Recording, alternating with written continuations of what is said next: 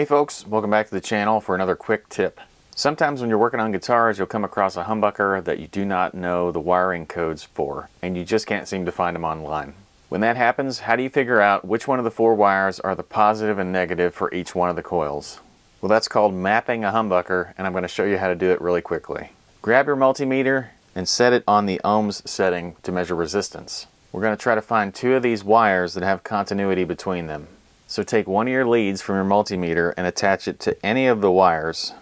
If you have four colored wires and a bare wire, you can ignore the bare wire because that one is a ground. In my case, I'm attaching the black lead of my multimeter to the black humbucker wire.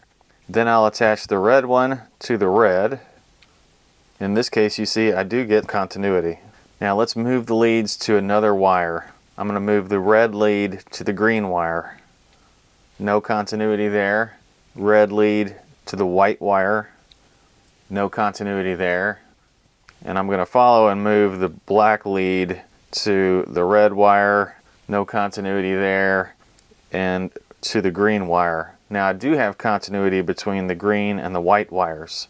So if you remember, I had continuity between the black and the red and between the green and the white. What that means is one of these pairs goes to one of the coils of the humbucker and the other pair goes to the other coil.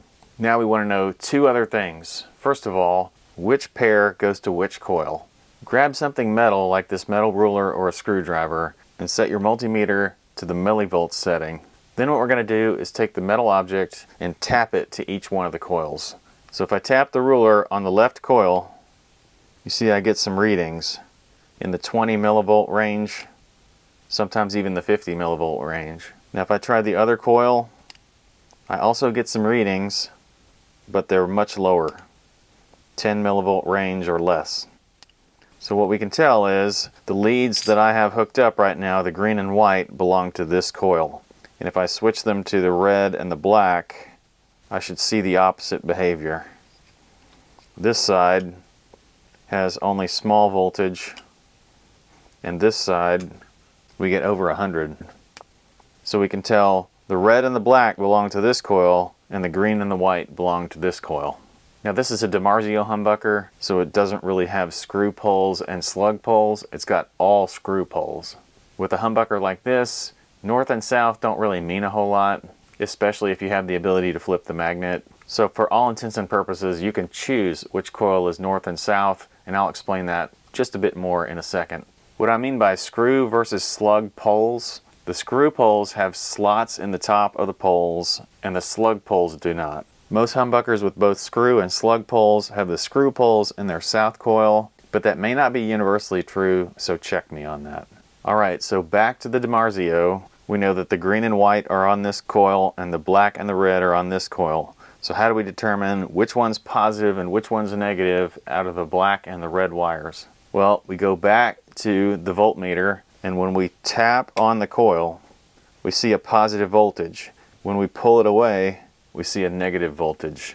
When that happens, your red multimeter lead is on the positive of the coil and the black lead is on the negative. So we can write down the fact that this coil has a black and a red lead. Red is positive, black is negative. Let's move on to the green and white. In this case, I've got my red lead on the green wire and the black lead on the white wire, and let's see what happens.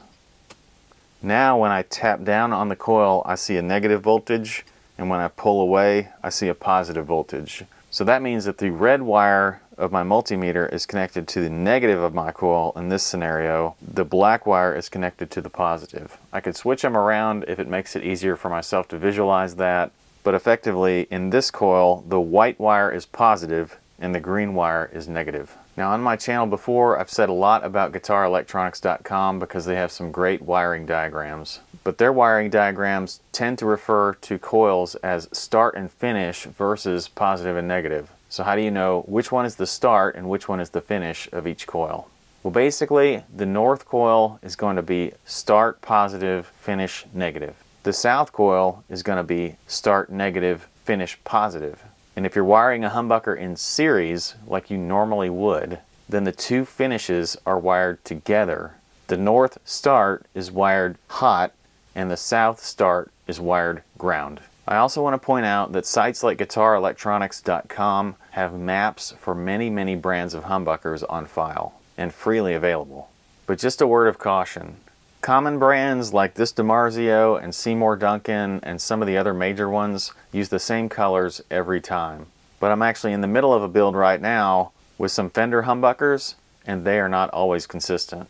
So just be careful. Sometimes even if you use a freely available map, you still might want to test and see if it's right. And now you know how to do that. Thanks a lot for hanging out for this quick tip. Be sure to like, comment, and subscribe. Check out Hack's Guitar Hobby Facebook group and my Amazon and eBay links in the description, and I'll see you next time.